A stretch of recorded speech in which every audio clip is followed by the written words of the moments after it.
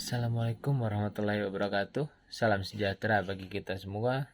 Semoga kita selalu diberikan kesehatan dan rezeki yang berlimpah.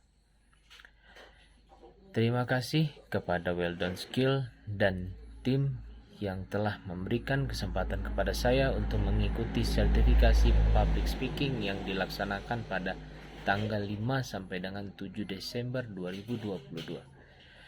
Kegiatan tersebut mengajarkan kita berbagai metode, teknik, ataupun cara untuk berbicara di depan umum.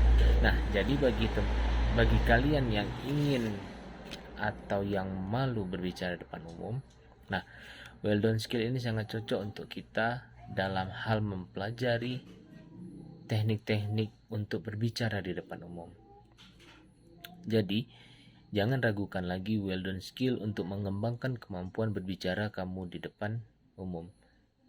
Semoga Weldon Skill dan tim selalu menebar kebermanfaatan dalam dunia public speaking.